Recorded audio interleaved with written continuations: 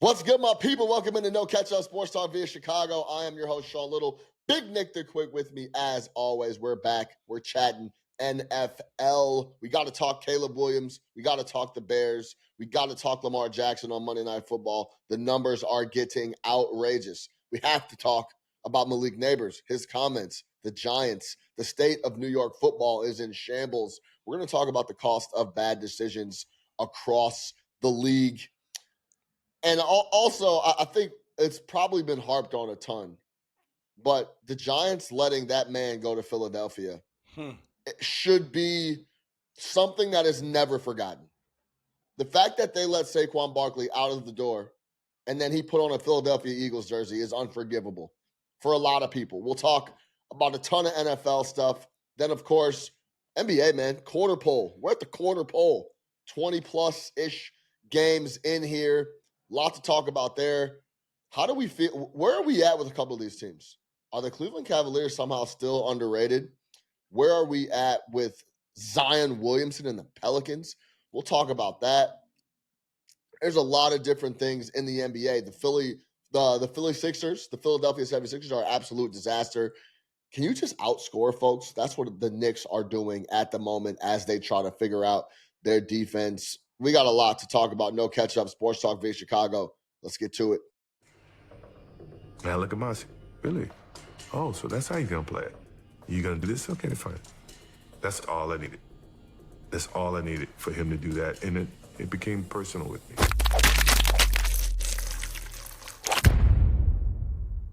Big Nick the Quick, what's happening? How we feeling? Thanksgiving week.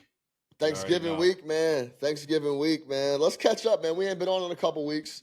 What's been going on? You was out in LA for a wedding. I had to skip. Shout out our guy Willie Runs for getting married. Yeah, spent a few days on the West Coast. We actually went down on Tuesday, man. Went down a few days before the wedding. It was lovely. If you know me, I'm a California guy. I love California. If it didn't cost a ridiculous amount of money, if it wasn't going to fall off the map within the next 20 years, I'd probably live over there. But I absolutely love California, man. LA was dope. First time spending a lot of time in downtown LA. But yeah, it was a good time, man. Went to go check out USC real quick. Drove through there. Nice looking campus. Saw the Coliseum. Yeah, good time, man. Got to catch up with a bunch of people. It was nice, man. We missed you out there. Yeah, man. I needed to be out there. I couldn't make it. I had man, this media game is so competitive when things have been jumping up. I had to respect it, and I had a couple things I had to do, so I couldn't make it out there. I was stacked up with work. But yeah, I was salty. I missed it. California. I'm not a California guy. I know you never have been. Yeah. You're a Florida guy, aren't you? No. I'm a Chicago, New York guy. Give me the dirty street and a bunch of people making noise on the street, and give me the commotion, and give me all that before the tranquility it's funny you and said hanging out in California. It's funny you said dirty first, because I know you travel a lot, and as I get around to a lot of cities, I will say that Chicago, hands down, is always the cleanest major city of anywhere on the planet. Downtown LA, absolutely filthy. I haven't been in New York in a decade plus, but I remember it was pretty dirty. I go to a lot. San Francisco, dirty. Chicago, always clean, A1, keep the city streets beautiful. Shout out Chicago. Still the best city on the planet. Hands down. Yeah, without question. I mean, I think it's pretty simple. I get around myself in Chicago when we're just talking about everything across the board. It's just the best city in the country. Would you agree? It's the cleanest city. It's the cleanest city in the country, without a doubt. Right, as far as downtowns. When we're talking downtown about LA is filthy. When we're talking about big cities, yes. It's the cleanest city. It's not even close. LA, San Fran, New York, all filthy. Philly, filthy. Yeah, it's really not that close, to be completely honest. But what else do I got going on, man? I missed the wedding. I just been working a lot. I went to Montreal with the missus, which was a lot of fun. That was cool. Go check out Montreal. That's actually, let me actually touch on that. I posted some content from that weekend yesterday, and it reminded me that, y'all got to get to Canada. Toronto, Montreal, it's right there. The Canadian dollar is so weak, everything is 30% off. If you want to be in Europe but not go that far, go to Montreal, go stay in Old Port. You're essentially in France. The architecture is cool. The coffee's great. The pastries are off the hook. Go hang out in Canada as much as you can. Yeah, I've Don't done sleep on Toronto. Canada. I've only heard good things about Montreal. I've been in Toronto before. Shout out Toronto. Shout out our boy Cody out there in the T dot. But yeah, I Yeah, gotta get no out. doubt. I gotta get out. I gotta get out to Montreal. My parents used to love going to Montreal, so that's definitely on the list. So Yeah, what is it? World it's a World Cup? must. Is it World Cup is going to be out there, right? Or is that Vancouver? World Cup is in Vancouver, and I will Okay. definitely be there. That's probably the number one city that I need to attend the World Cup in. Or Mexico, Mexico somewhere in City. Mexico, No, it's Vancouver. Mexico City is supposed to be cracking too. Yeah, I was thinking of Yeah, Mexico Mexico City or City is Vancouver. definitely. I'll Yeah, be there, 100%. Fiesta. Yo Yes, soy Fiesta. yo soy fiesta, whatever. No, geez, I'm calling off work right now. We will Yeah. be bouncing around the World Cup. There's no doubt about that. All right, let's get to it. Big Nick the Quick. Let's start with the NBA. I think everyone knows where we're at with the Bears, even though we're still going to cover off on that and talk about them and how impressed I am with Caleb Williams and what he did last week and just what he has been. We're underplaying how much of a grind this season has been on him, and he has shown up and shown out regardless of what's been going on week in, week out. So, shout out to Caleb. We'll get back to that. But Big Nick the Quick, let's talk about the quarter polls in the NBA. Earlier, we haven't done too much NBA talk just because we've been on and off. But you talked about the old guard not relinquishing the rope, and it's only been stronger about a quarter of the way into the NBA season. Jokic is putting up some of the best numbers he's ever put up, and I don't even know if he's in that upper echelon, that end of the rope role like LeBron or Steph or KD. But LeBron has been unbelievable Unreal. offensively. Unreal. Steph is still playing at a high level, and the Warriors look to be back to competing in the West. And then KD, before he went down, he was putting up big numbers, and then he's back actually tonight. Looking forward to seeing him come back on the NBA Cup, and I know Devin Booker is as well. Talk to me about a little bit about that, and then we'll get into Philly. Yeah, I mean, you kind of hit it right on the head, right? Like we had talked about earlier in the year. I think some people would consider it an issue, and I think we kind of went back and forth on whether or not it's an issue. We obviously enjoy the old guys, but from a marketing standpoint, I know the league would love to market a lot of these younger or even middle of the road stars, but these older guys aren't leaving. But yeah, you look at what LeBron. I mean, at this point, look, man, we've ran out of things to say about LeBron James and his career and just where he is at this point. 40 years old. I was thinking about this the other day. 40 years old, still without a doubt, top 10 player in the NBA, especially when it comes to crunch time, especially when it comes to guys. If you're like, hey, I got one game and I want one guy to play for me, I don't know how many guys you're picking above LeBron. So LeBron is still absolutely doing his thing. The Lakers actually look really good under JJ Redick. I know a lot of people panned that decision. JJ seems like he's involved. The guys are playing for him. He understands what's going on out there. We go to Phoenix. They've stumbled a little bit as of recent on a 5-game skid, but still Kevin Durant back, Booker back. KD obviously still doing his thing. And yeah, you mentioned Jokic. Jokic is kind of in that Giannis middle of the road type thing. I think Jokic is Yeah. around 30, but still, those guys on the other side of 30 still doing their thing, man. So it's a really interesting dynamic that you have going in the league. And then obviously we come back to the Warriors. Look, this Warriors thing, I've declared them over the past 5 years, I've declared them dead 4 different times. Most recently, after they won that last title, I was like, hey, look, this is it. Like, we're done here. I Yeah. think getting that last one. And when we really look back, I hope history really does look at that last championship that they won in the way that they should, because it was improbable. Right, like when you look at all the injuries, guys coming back, Clay had been out forever, Steph had been out forever. It was Draymond and a ragtag crew kind of holding together for a long time, and they come back and win Yeah. that series against Boston.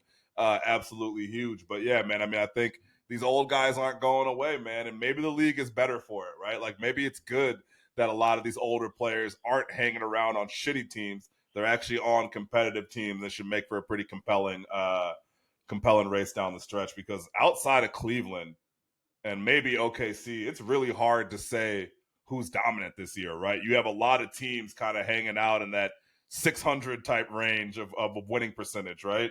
Which I think makes for a lot of parity for the league. And as we kind of, look towards the second half of the season once the NFL wraps up, I think we're going to have a lot to talk about. Without question. And let's talk about Philly because it's been a disaster. They're still, if you look at the percentages and you go to the books, a lot of people still think they make the playoffs because of just the pure star power that they have with, Embiid and George and Maxey. But a lot of those guys can't stay on the floor. They don't play. They don't play, bro. And they don't play. And when they have played, Embiid is still losing games. Yeah. He's had one good game this year. And Paul George isn't exactly a force multiplier out there. So yeah. Where do you want to start with this? Because I think everyone knows it's a disaster. But what do you do? Let me ask you that then. Because we know it's a disaster. We know Embiid before the season said he wasn't going to play back-to-backs. We know he's been banged up when he's tried to play. We know he clearly feels slighted, that he can't believe he's taken this much smoke for all the things that he's done for Philadelphia. He came out and said that. I'm not sure exactly what he meant. Yeah. But what is he, Rocky? Yeah. Rocky Balboa. Yeah, he was talking like he was, I don't know, bro. Like, yeah, I don't know. But he mentioned, it's clear that he feels slighted. What do you do now? If you're Morey, you just stand pat. If you're Nick Nurse, you just stand pat and battle it because the East is weak. Let's be honest. Like, they're going to be in the play-in at the very least. Yeah. Do you just stand pat, try to get as healthy as possible, deal with the chatter, deal with the tidal wave of negativity that's coming in, and then just try to right the ship as we're only a quarter of the way in. Well, that's still a big chunk of the year. What else can you do? You're not going to part with Maxey, right? I mean, if you're talking about making a move, if you're a team and you look at Philly, what are their most attractive assets? Maxey, Oubre, maybe a couple other guys. You're not moving on from any of those guys. I don't think bringing in another player who at best would be a role player, because you're not bringing in another star, is going to make a difference in this situation right now. The number one thing that you can do if you're the Philadelphia 76ers is hope and pray that Joel Embiid comes back probably in the second half of the season strong. Paul George finds his groove, and Maxey, George, and Embiid carry you. Do I believe in that philosophy? No. I think, and Joel Embiid being surprised by the amount of pushback that he's getting and bowing to get to the source of that leak, even though a lot of people believe that he is the source of the leak about the post-team meeting. And I will say this, Shams had that shit within an hour of the game being over. Yeah. Shams had it within an hour of it wasn't even like we're waiting. It wasn't a couple of days. Usually stuff like that comes out a few weeks down the line, after a loss in November. They had a post-game meeting and this is what happened. They had that shit right away with the details of who said what. So whoever the leak is in there, they can't wait to talk, which obviously says a lot. And again, I know a lot of people speculate that it might have been Embiid that actually leaked it in an effort to get traded, which seems weird. But for him to be surprised, it's crazy. I said it when I saw him in the Olympics this summer. I said, look, if he's going to play in Paris, he better be 100% come the start of the season. Yeah. You better be 100% come the start of the season. Like, I get you want gold medal, you want the glory, you want to represent the U.S. where you've lived since you were 15 years old. All that is great, but you have a Philadelphia 76ers obligation that you need to fulfill. So for you to play in the Olympics and be healthy enough in the summer, and then something that happens in that 2.5 months between Paris and the start of the season to where you can't play, you can barely play now, and when you are playing, you're not effective, you're out of shape, you're lumbering up and down the court, and you're in and out of games, and you're announcing that you're not playing back-to-backs before the season even starts, and you haven't even hit 30, is a major problem. What are we talking about here? Look, man, I get modern science tells us we got to rest guys. Load management, all that definitely matters when you start getting to the summer and you want to play playoff games. But to quote our boy Jim Mora, playoffs, we shouldn't even be talking about the playoffs right now with this team. You are 3-13. You have the second worst record in the entire association. Like, this is an issue. This is an issue with them, and it doesn't appear to be getting better. Like, how many years are we going to talk about Joel Embiid using the first month of the regular season to play himself into shape? What are you doing all summer? We're going to talk about Zion later. Well, what about the knee, though? Well, what about the knee? Sure, absolutely. He has injuries. He absolutely has injuries. There's no doubt. I don't think he's faking injuries, but how much are the injuries a symptom of not being in shape? You are a big dude. If you don't take care of that body, Giannis is a big guy. He doesn't have a ton of injuries, and his injuries are legit. I know he was hurt last year, but again, man, like, you got to take care of your body. There's a reason we just talked about LeBron James being in year 24 and never suffering major injuries or never having any of these hamstrings or soft tissue or any of that bullshit that pops up when you don't take care of yourself. Inflammation. LeBron's never been inflamed in his life. No, it's facts. When you take care of your body, those are the things. And you want to be that guy. You want to be that dog. Like, Joel Embiid tells us. I heard someone call his MVP a Make-A-Wish MVP, and I was dying the other day. But again, if you want to be that guy, man, there is more that comes to it. I know I sound like cliche, blowhard sports guy, but like, it is true. Take this shit seriously, dog. So I think part of the issue here is if I'm a Sixers fan, I don't know what's going on. That's the problem here with a lot of this stuff. Throughout the years, when you keep the fans in the dark, and you don't have any more benefit of the doubt, it's gonna go south. Derrick Rose. That's a great example. When there is gray area on what's going on, what we're gonna do, when is this person coming back? I saw someone go down with the same injury. They're back in 2 weeks. My superstar that's on a max has been out a year. So when you start to see things like that, and Derrick Rose is a perfect example. Myself included, started to question a couple things during that return. In that same window, Russell Westbrook messed up his meniscus. He was back in Nick, if you remember, he was back in 15 days. Yeah, folks was back on Tuesday. Or something insane. Yeah. And a similar injury, and we know Derrick was coming off of an ACL, but we were in the dark on his health timeline. Similar right now to Joel Embiid, what is the actual issue? What is going on with Joel Embiid? If I'm a Sixers fan, those are my questions. Well, it's like, are you healing or are you resting? Like, what are you resting? Because 1 week you play, the next week you sit, 2 days later you play, 3 days later you sit. So either come out. I think it would benefit the fans, the organization, and Joel Embiid to be like, hey, we're going to take this much time to get the knee right. And if that is also code for we're going to get in tip-top shape in the next 6 weeks, we can do that as well. But this in between is bad for everyone because it only brings negative light to Joel Embiid. Joel Embiid, in his eyes, has been battling injuries his entire career for the 76ers fans to try and get back on the floor. I won an MVP. We were an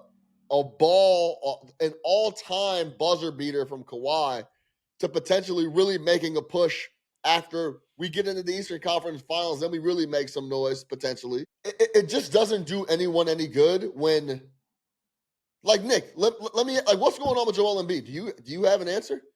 No, I don't. I think it's funny that, it's funny that we still bring up that buzzer beater because, again, it goes back to but we're talking about a second-round playoff game. Again, get us somewhere. Talk about your buzzer beaters in the Eastern Conference Finals. Talk about that time he took us to the NBA Finals. When you add in buzzer beaters are made the same. That was tough. It was ridiculous. Absolutely. I was there. We watched it. I remember it like it was yesterday. Shout out Kawhi Leonard, one of the greatest runs ever.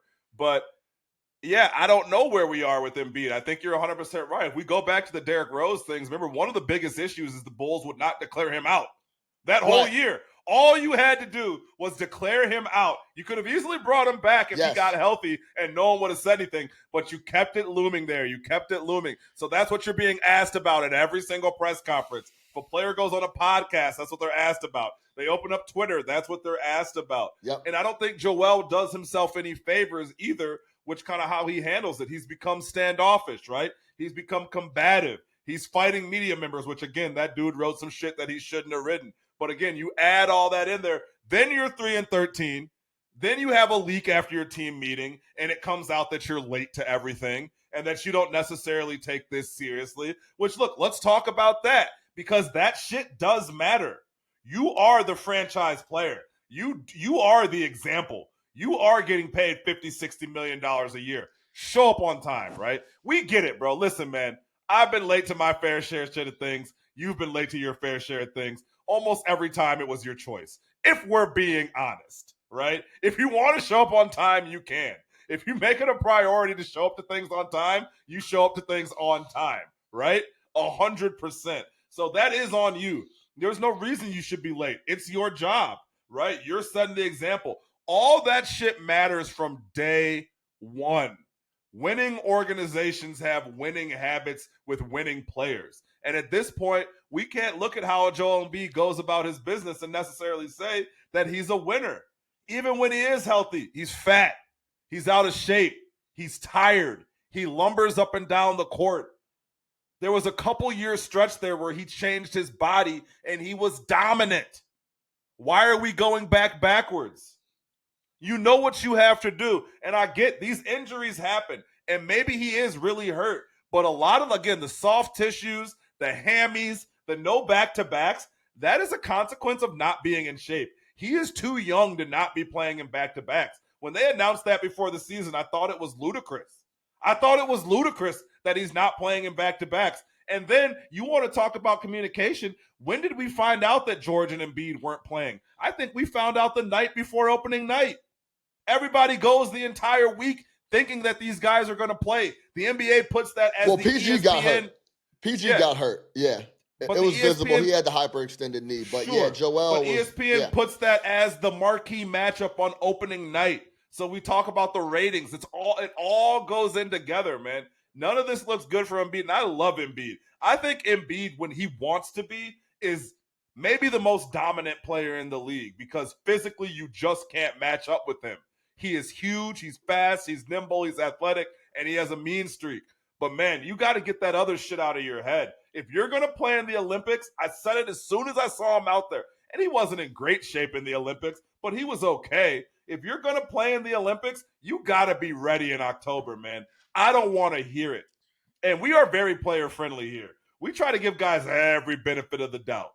But after a certain point of time, you just said it, you run out of rope.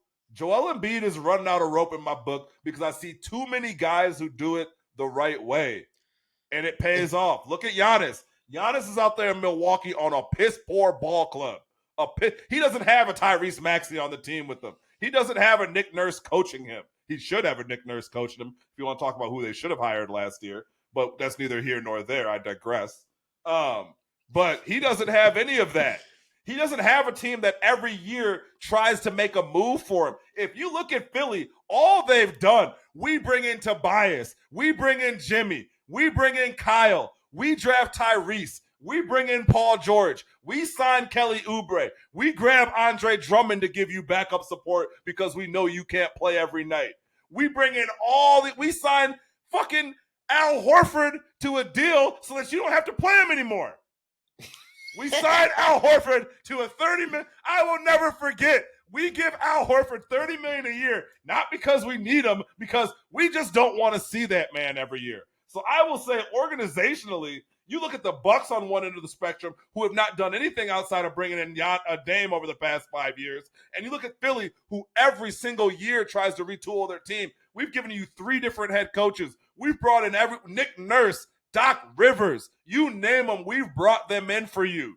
At some point, you got to take it upon yourself to say, hey, I'm going to get in tip-top fucking shape, and I'm going to do my thing. The Philly, again, you can never say the Sixers have not tried.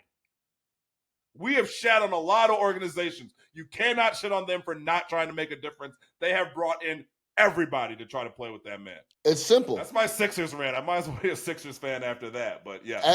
I mean, I think it was very well said. And it's pretty simple. If you go back to the beginning of Joel's career, he sits when he comes out because of injuries. He then is young, so he's not taking everything too seriously when he's playing. If you remember the clip of him eating cheeseburgers while he's getting stretched out, clearly that he just wasn't mature enough. Remember the Shirley Temple thing? They said he had a Shirley Temple problem? Yes, exactly. This is what I'm saying. But there is a very clear window, like Nick laid out, where he was like, you know what? I'm going to take this shit extremely seriously. And he was unstoppable. Period. He won the MVP. The year before that, he could have won the MVP. He was unbelievable when he took things seriously. Now, is it a mix of his body breaking down a little bit and other things? Maybe. But it's clear that, I mean, well, you heard Maxey. Him showing up late to things. He maybe not has taken that extracurricular stuff seriously. But, man, it was that almost makes it worse, Nick. When the proof is there, when you lock in, you gotta. That would be really frustrating to me if I was a Sixers fan. So I think that's well said. We'll leave Joel Embiid and the Sixers there. Let's see how that shakes, man, because the East is just so weak that if they got to be able to at the very least be in the play-in range and then see if they can make some noise. But and as you saw last year versus the Knicks, he was dominant, but he wasn't in tip top because he was gassed prior. He was gassed. And Thibodeau knows how to gas him out further in a series. Yes, guys will gas him out, run him up and down the court. And again, remember Shaq used to have the same issue, right? Shaq would be out of shape. It would frustrate the hell out of Kobe. But you know what Shaq would do when he was on the court? 30. If he was there, he was there. No doubt. If he was there, he was there. So when you're there, you better be there and you better win. The funny thing about the Shaq piece is he was always there for the most part. He wasn't in the tip-top shape all the time. But when he was on the floor, he was a monster. A monster. I think the frustration with Shaq a little bit with Kobe and the rest of the guys, and it's been talked about, was he was putting up 35 and 15 and 20. He could have been doing more, they thought. Shaq was you're not there, dog. You could be even more dominant than this. Dude, like, that's how good Shaq was. One day we need to do a Shaq appreciation episode, because I will say this about the league, because he's had such a career after his career. People forget. People forget quickly. Put the film on. Put the tape on. He was Don't tell me Shaq couldn't play in this era. We have never and probably will never ever see another Shaquille O'Neal on the floor. A guy 7'2", 350 that was nimble as a ballerina, soft touch, and could do literally what and had disposition. Could do whatever he wanted to and was angry. Yes. Shaq. Unreal. Killer. Stop. Killer, don't talk to me about Shaq ever. I was there. I saw it. Every era. From Orlando to Miami, I saw them all, and they all gave you problems, and I never saw anybody be able to do. They were signing guys for 6 fouls. Correct. What was his skill? No. He has 6 fouls. That's his skill. Legitimate. 6. Like, we have 6 that we could get on Shaq. That's it. Yeah, that's a fact. Yeah, go back. If you weren't there, go back and take a peek. Go back and take a peek. Take a gander. All right. Let's talk I feel like if we talk Zion and the Pelicans right now, we're just gonna. You could just you know what? What we just said about Nick's spiel about Joel Embiid. Just run that back and just fill in Zion for every time he says Embiid, and it's the same conversation basically. You know, there's a lot of talk that the Pelicans can get out of that contract at the end of the year. Like, they have a clause where they can release them. I don't know if we're there yet. The weight and all that. Yeah. But I will say this: it's crazy because he's 24. Go back to 5 years ago when he first burst on the scene. Literally burst on the scene. It's crazy how much he's lost. Like, he's still a very effective NBA player. Like, Zion is still going to be 24, 25 points a game. Zion was so explosive. His second jump was so ridiculous. There was so much defensive His second potential. jump was insane. Second jump was out of, like, he's lost all that, and it's a shame because there's still a good player under there, but it is crazy. Like, you want to talk about not nurturing your gift and all that, like, it's gone. Like, the lift, the speed, the athleticism, the burst, like, it's gone. And he's still a really good athlete, right? But, like, it was something different. I mean, was. You got to look at it and kind of. I mean, it's the fact that he averages like 4 or 5 rebounds a game tells you everything you need to know. He should be getting 8, 9, 10 boards. I will say this: he's young, and we've been saying that. Still plenty of time to turn shit around and get right. But I got to give Nick his props. Nick verbatim said he's already shown me how seriously he's taken this NBA opportunity. And now I'm going to max him and expect him to show me a different side. Doesn't make any sense. Why would I expect a different change in mentality and how he goes about his business after I start paying him a max contract? Yeah. So it was a really difficult situation for the Pelicans because like you just let him walk. But man, it seemed like anyone that gave him that money was going to be scratching and clawing to get any type of return on that investment. And that's where we're at right now with Joel Embiid.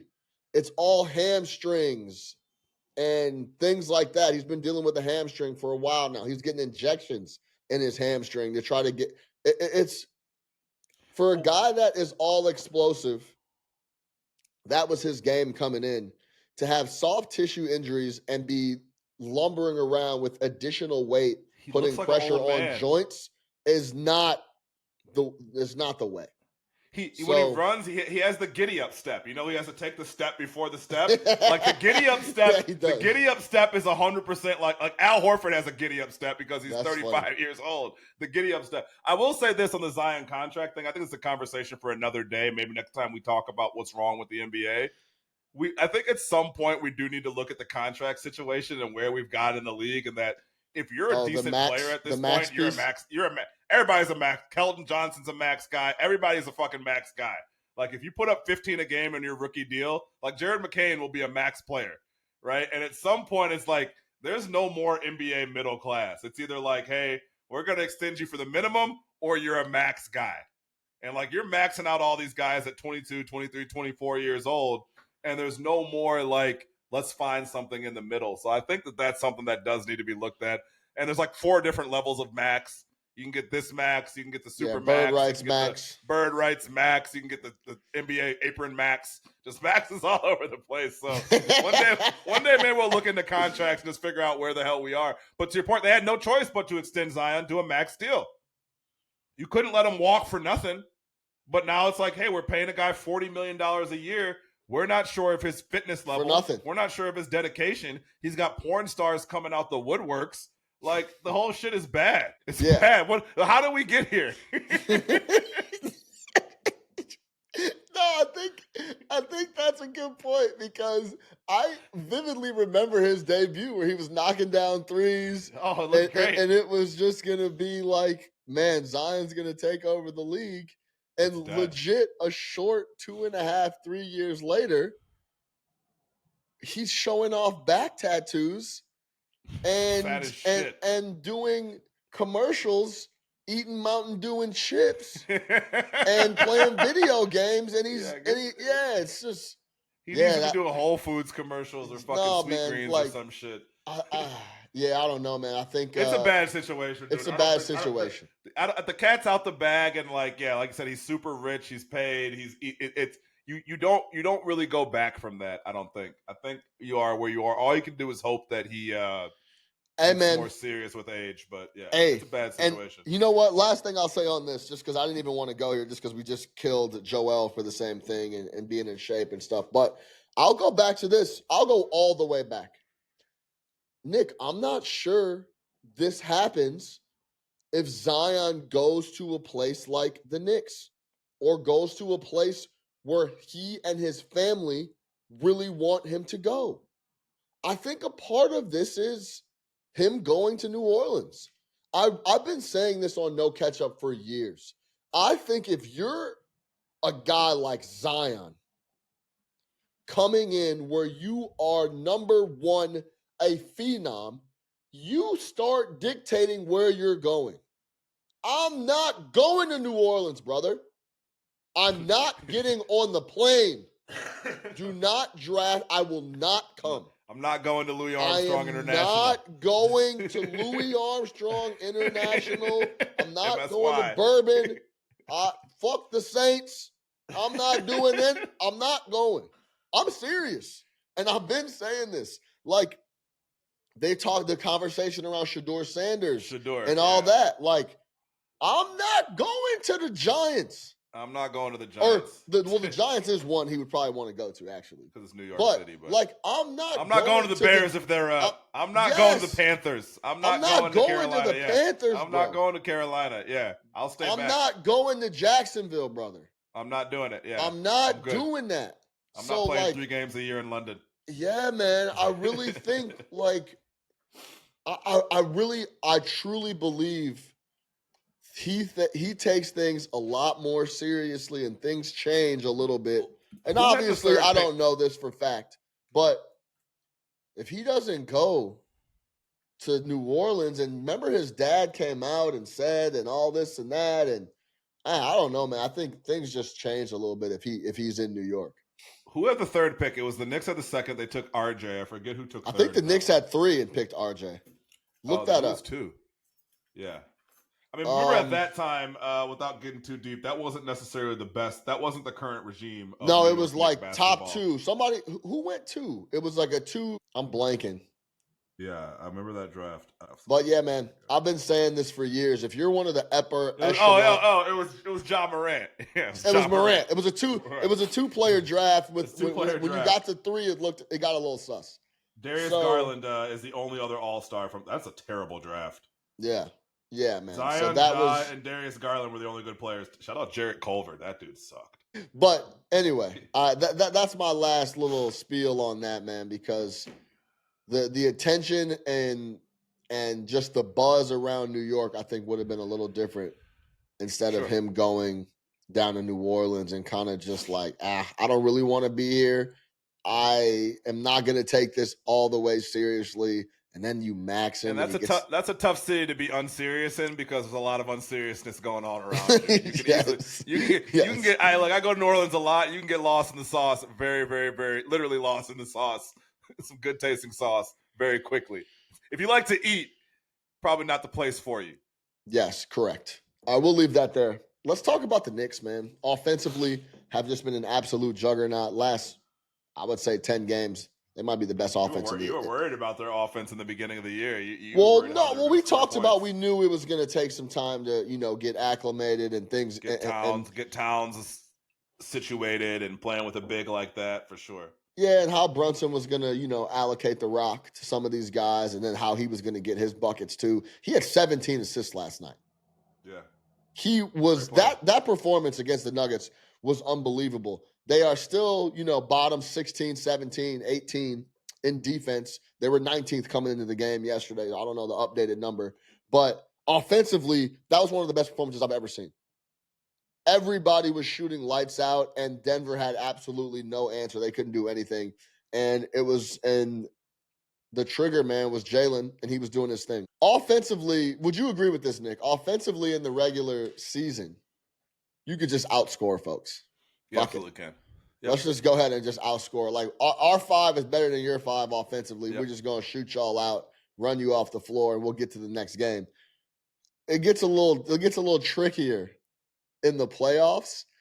How do you feel about just offenses trying to outscore folks in general? Listen, man, and just where we're at offensively. We played on Monday night. We got another one on Tuesday. I can only give you so much game plan. We just got to be ready to play Tuesday night. And if we get ran off the floor, we get ran off the floor. Whereas in a playoff series, we're sitting there for 2 weeks. Sitting there for 2 weeks. I'm devising a new game plan every single day.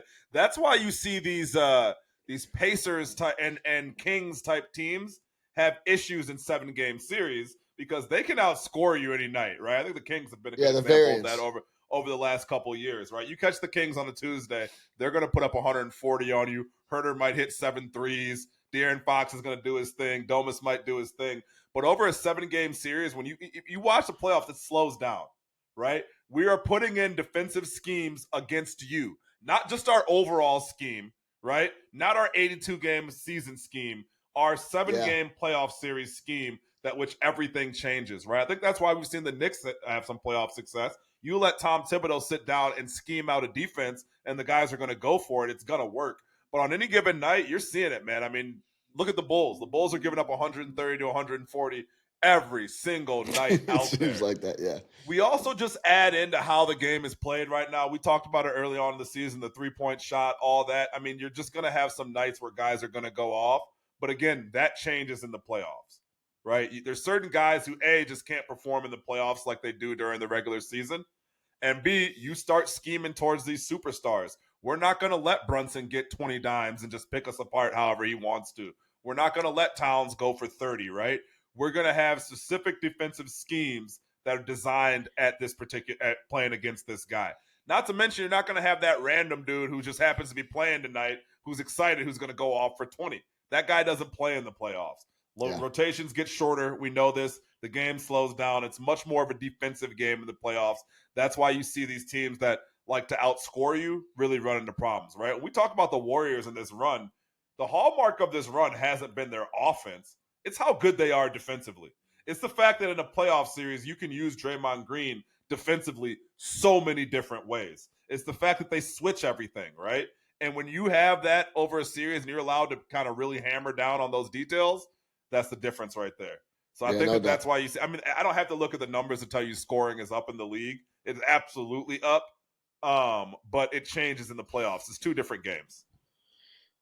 I want to talk about the Cavs real quick because then we got to get to the Bears before we run out of time. I think the Cavs are somehow still underrated.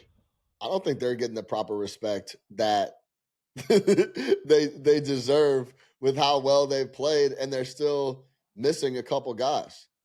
Let's talk about what the Cleveland Cavaliers have done so far this year. They're 17-1. The only loss is on the road in Boston, who's 15-3. To fucking Boston, yeah. To Boston.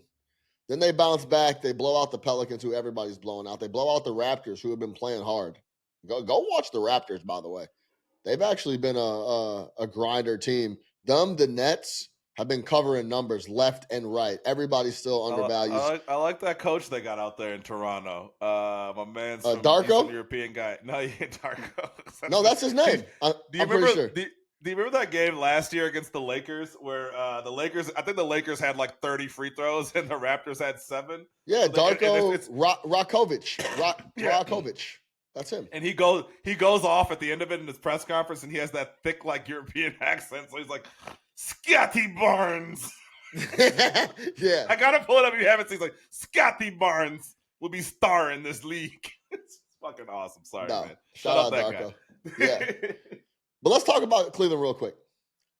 Because we know the starting 5. Jared Allen, Donovan Mitchell, Darius Garland, Evan Mobley, and then it's been Dean Wade when he's been healthy typically, or Okoro. Talk about the bench. Ty Jerome has been unbelievable off the bench for the Cleveland Cavaliers. He actually cost me a bag the other night against Boston. Ty Jerome, he threw up a bullshit putback. Anyway, Ty Jerome's been look, Ty Jerome's been unbelievable. Yeah. Niang. Yep. Karis LeVert. Sam Merrill. Karis LeVert shooting 54 and 46 right now. 46% from 3. Then this is, by the way, Max Strus still isn't back. They have him that they're going to put in rotation. They are legitimately 10 deep, the Cleveland Cavaliers. They have awesome bigs. And then when we're talking about, like, even guys that are going to have a couple minutes, Craig Porter Jr. is going to have a couple minutes in a playoff series, I'm telling you right now, before it even happens, where he hits 3 threes in the game and they're going to win the game. So they are extremely deep.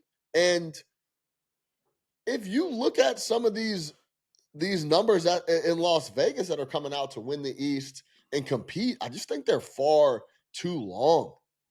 The Boston Celtics put a lot of food on our plate last year. That was one of the most mispriced teams I've seen in the NBA in the last 10 years. It was very clear what was their win total going into the season last year. Oh man, I don't know. Probably 55? Like around 55 or something. Yeah. But it even got to, like, the playoffs started and they were like minus 130 to win the East. I was like, gee, what are y'all watching? That was easy cash. Thank you. Oh my God, it was free cheese. It was free cheese. We won a lot of money on the Boston Celtics last year. So I'm a huge Celtics guy. Porzingis now back in the fold. I think they're amazing. But they're going to have a really hard time against the Cleveland Cavaliers. I'm telling you right now, and we can talk about it only 18 games in if both of these teams stay healthy.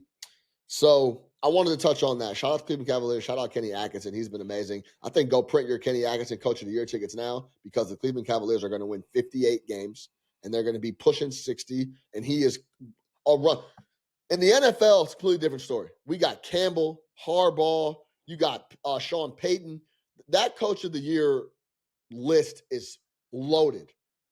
Kenny Atkinson is the Coach of the Year in the NBA 18 games in because it's clear unless 3 or 4 dudes get hurt, they are going to be pushing the best record in the entire NBA. So go get those Kenny Atkinson Coach of the Year tickets right now. Let me add something on Cleveland too, because again, the thing that's scary with Cleveland is, every year there's teams that start off hot, whatever. We're like, what's it going to look like in the playoffs?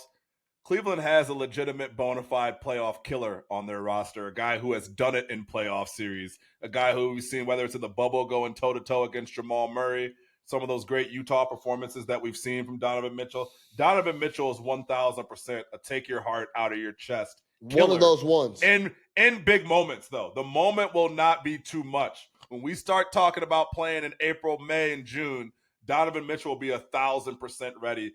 I think that bodes very well for the Cleveland Cavaliers because we don't need to worry about that man shrinking when the lights get very bright.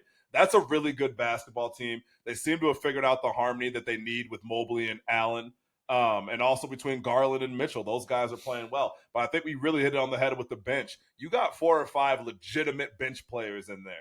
Legitimate bench players, right? So when you start talking about the playoffs and you're going to 9, 10 deep, that's it.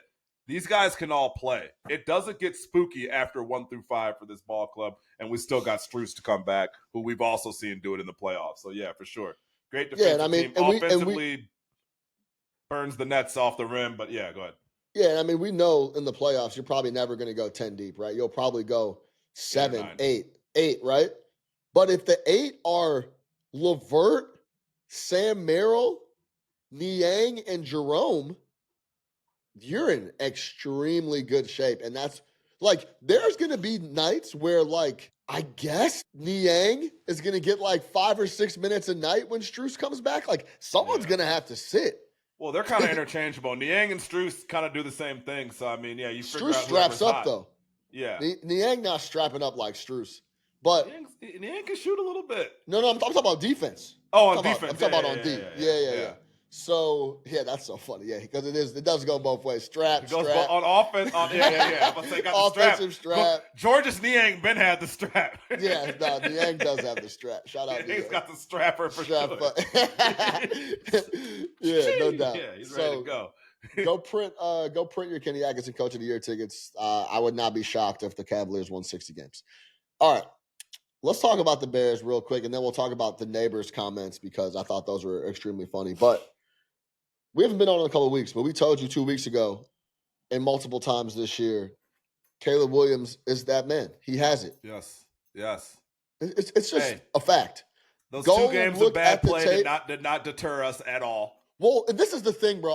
This is what I want to say about Caleb Williams. In the beginning of the year, I said, don't change the way you play ball because that's why you're Caleb Williams and that's why we went and got you. Holding on to the ball has been a detriment to him. He's been getting rid of it very, very quickly the last couple games, and he's been so decisive. And I was actually watching, I think it was Tim Hasselback. I don't know if it was Tim or Matt Hasselback on the herd. One of the Hasselbacks said Thomas coming into the fold as the O coordinator. It's not even, it's about the scheme, of course, but people are undervaluing how much the difference and the voice being in your helmet changes things. That relationship you have with your offensive coordinator. Also, he mentioned something that I knew that I don't know if a lot of other people know, and I should have brought this up, and I thought about this too, but I never said anything into a microphone. He talked about Thomas Brown bringing up little nuggets on top of the play. Hey, we're going Z right, scat, 39, trailer. Don't stick on the cross if you don't like it. Or little things like that before that communication goes off. Or, hey, go out and be Superman. This is your time to be Superman on this play. Don't be afraid to tuck it and run. Little nuggets of information after giving him the play are things that could be helping Caleb. I'm not in the helmet. I don't know. But Matt Hasselbeck brought up a really good point. And the fact that this fucking guy, Caleb Williams, continues that middle stretch, man, where he was the worst quarterback in the NFL, was taking sacks, and he's dealing with the worst coach and one of the worst offensive coordinators in the league, and he was getting bashed in the media over it. He was getting murdered, and they never came to his defense. And that's exactly what I was gonna say, Nick. No one in the organization came to his defense. No one on the coaching staff came to his defense. No one said a fucking word. Hey, shameful. His number one wide receiver with a C on his chest and DJ Moore never came to his defense. No one said a word when Caleb Williams was. And we've heard DJ come to people's defense because he was coming to Justin Fields' defense over the last 2 years. Every single time you gave him a chance to. It was very clear that Caleb Williams was on an island all by himself. Unreal. And he soaked it up. He soaked it up, came out and to the team and said, I'm part of it. I'm part of the reason we're in this situation. I'm part of the reason Waldron got fired. I got to play better. And then he comes out and stacks up those 2 games. Nah, man. I'm telling you, mentally, he's got it. The talent is there, and he's different, bro. For a rookie to soak all that up and then come out and play well against a Vikings D that has given a lot of quarterbacks a lot of trouble. Yeah. You go look at some of the throws and the decisions that he made, and yes, he missed some throws. And yes, he took a ridiculously bad sack in overtime. But the only reason we were in overtime is because he was dealing and he was pulling the trigger when necessary. So salute to Caleb Williams. Big ups to him mentally. And we got a guy. I am so confident if he gets the right offensive mind and the right head coach and the right culture, because he's shown it with just a little bit of a culture change under Thomas Brown, that he's ready to go. And honestly, too, you can go all the way back to USC. Have you seen that USC team this year? How many pros? The team is bad. Yeah. Lincoln Riley or not, that USC team is bad. And they were bad last year. Wasn't he the only guy that got drafted? Year. Caleb Williams has been propping up boys for multiple years now, and it's been no different here. He's got a lot of help, no doubt. But there's a lot of flaws in that offensive Bears. The offensive room with under Waldron and the coach is out of his depth. And he's playing with the doofus of a head coach. I sent you the clip yesterday. We saw it in Hard Knocks when Caleb sat down with him and Eberflus is talking and he's looking at this guy like, who the fuck is this clown?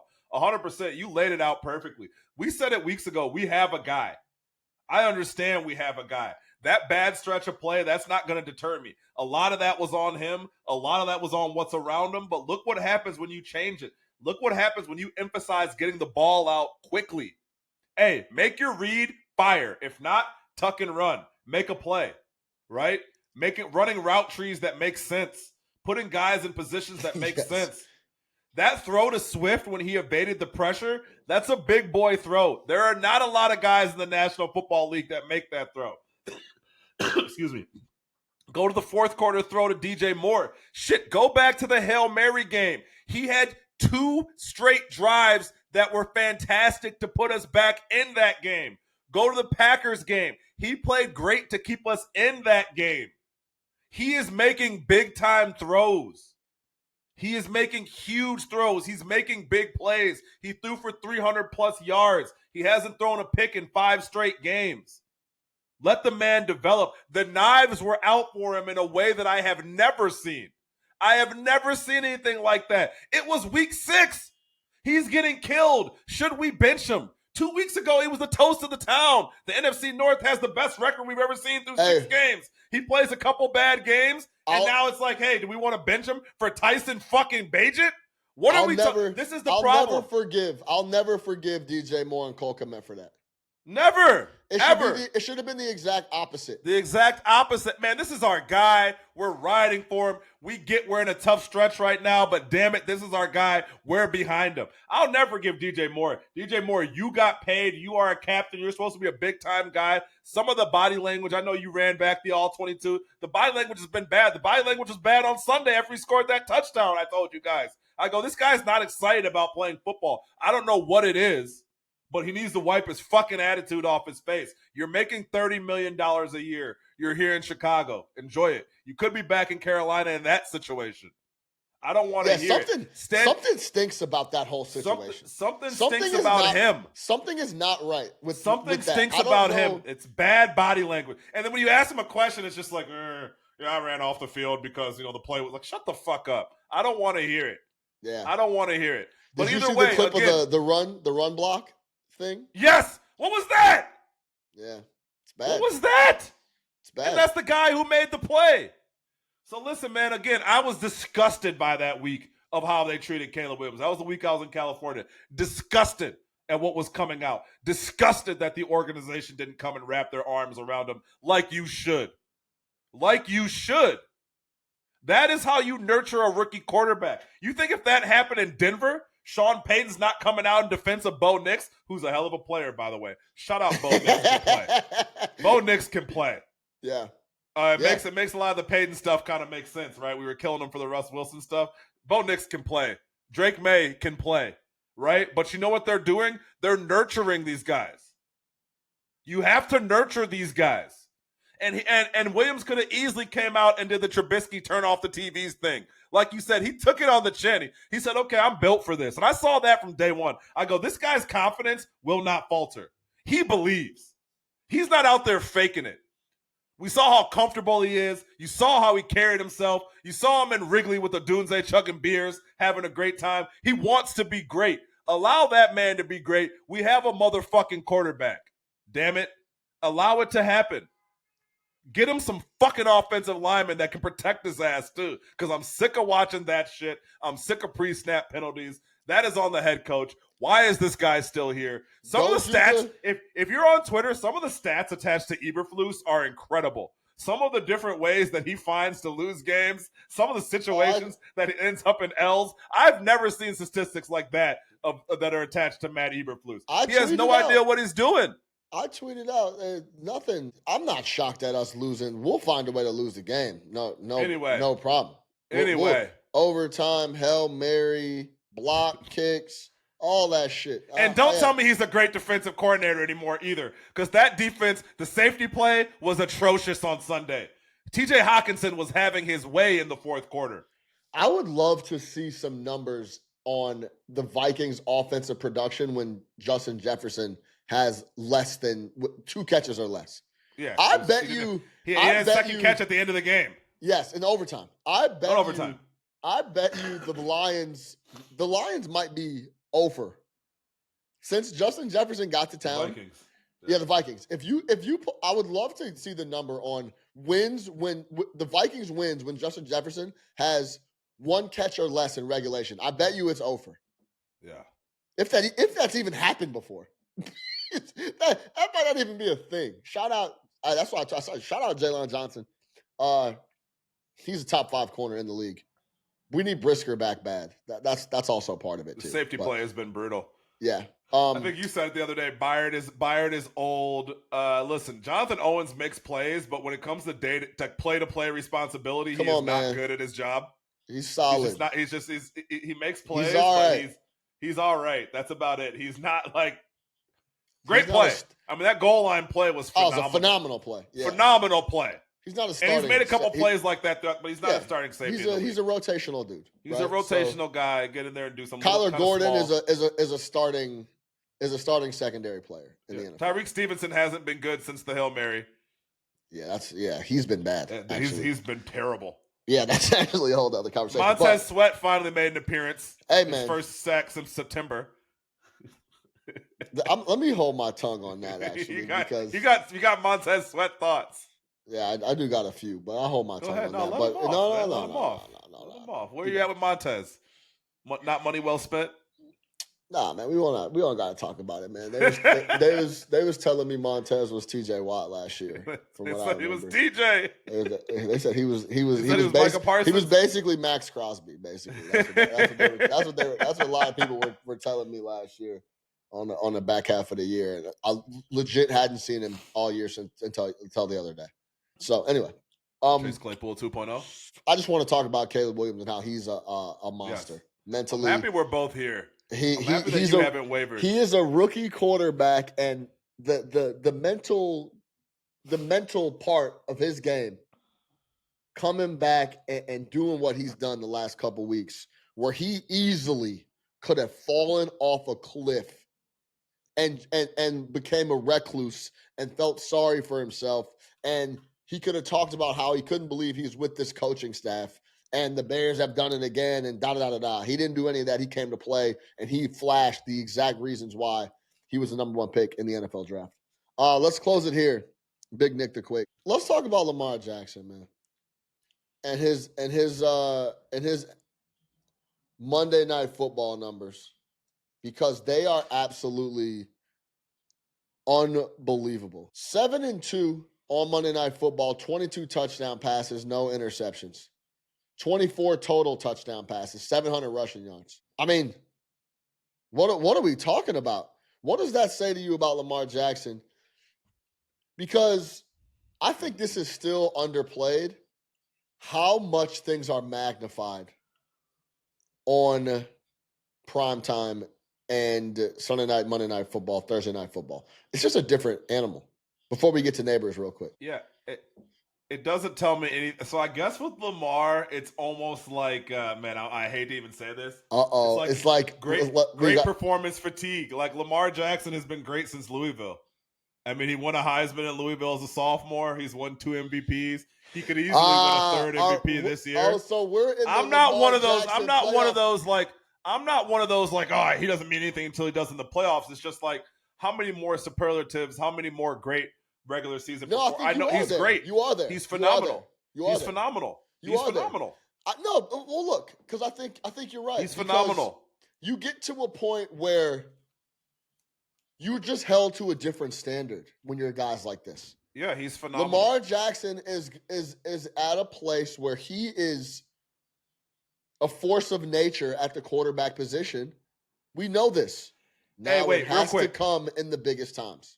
Do you remember when he had to beg for a deal before last year? Pathetic. Hey, no one should ever forget that Lamar, I don't know what his middle name is, we'll just say T, Lamar T. Jackson had to beg for employment. He was on the block and nobody wanted him or wanted to pay him, and he had to beg for employment.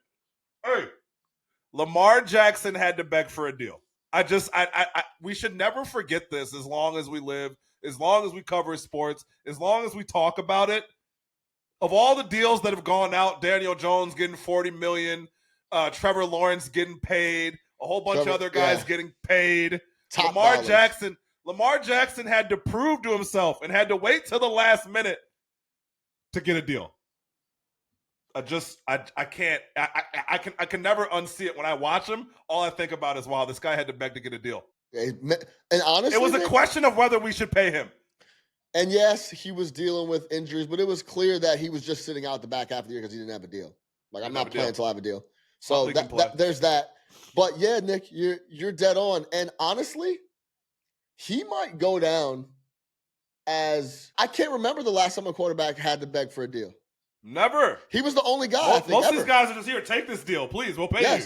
I think he might be the only guy ever that had to beg for a deal. And yes, he was asking to be the top paid quarterback in the NFL, which he didn't eclipse, by the way.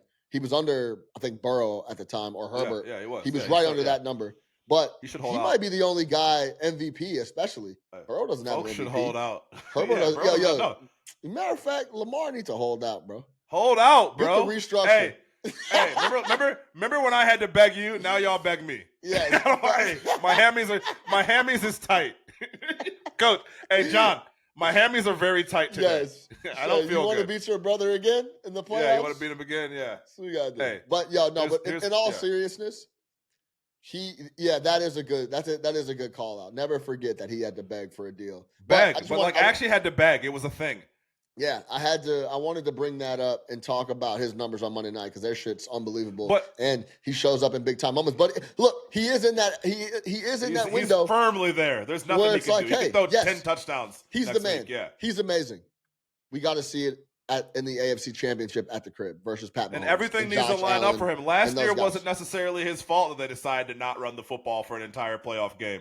Hopefully with Henry on the roster this year, they understand that is their best chance at winning. Like with Lamar, and it goes back to like the shiny quarterback toy thing, right? What a heist, by the way, that they were able to sign. That they were able to sign Derrick Henry for essentially not a lot of money, $6 million a year. Look, Lamar, it goes to the shiny quarterback toy thing where sometimes these offensive coordinators and these guys, they have a quarterback, so they feel they need to use the quarterback. Don't go away from what works. If you get to the playoffs and Derrick Henry is just running all over a team and you can only get 15 to 20 attempts for Lamar, fine. He'll make them count.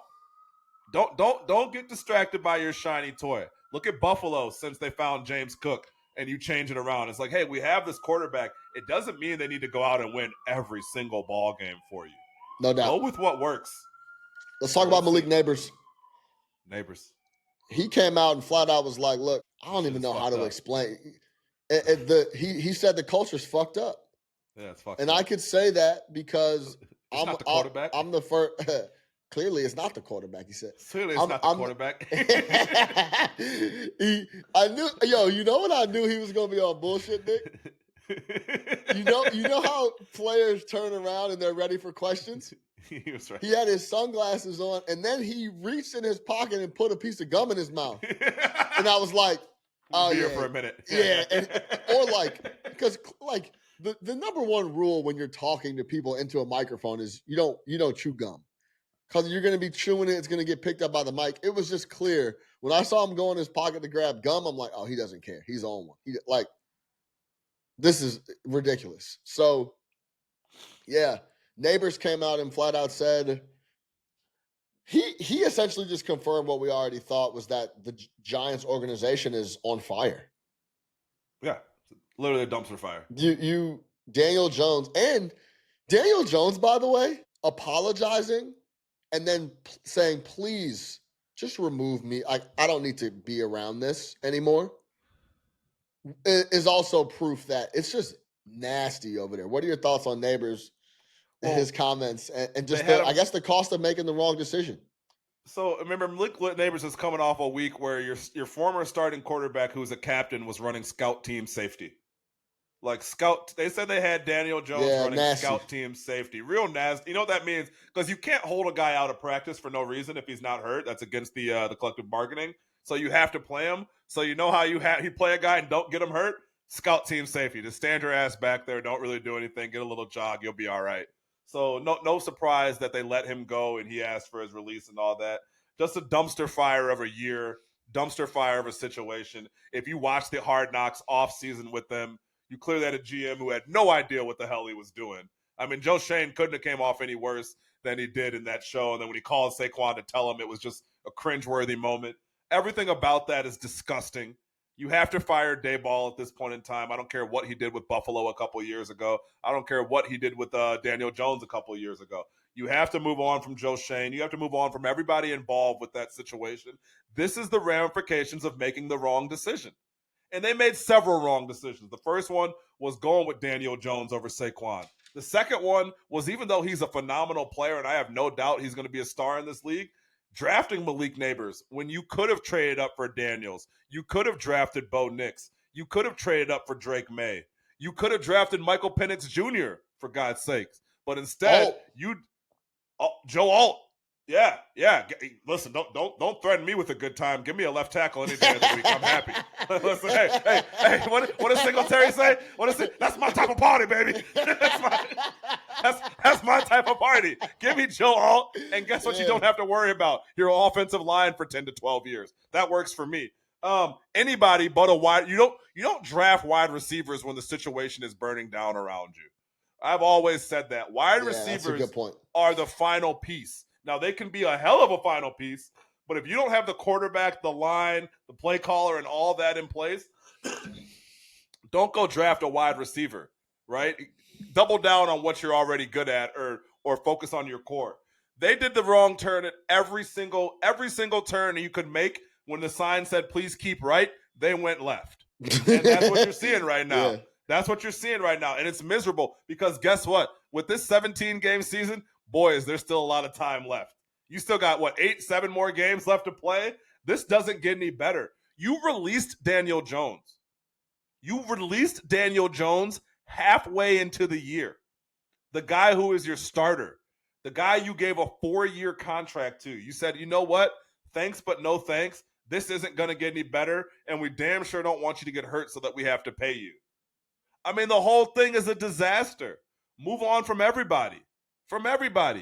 And you don't got to go too much further to the other New Jersey team, because there's only one team that actually plays in New York. That's the Buffalo Bills. Shout out them. They're doing their thing. But go over to the other New Jersey team, and it's the same thing. The ramifications of making the wrong decision. And no one's going to sit up there and tell you shouldn't have gone out and got Aaron Rodgers. You 1,000% should have gone out and got Aaron Rodgers. But man, has that been a train wreck over there, right?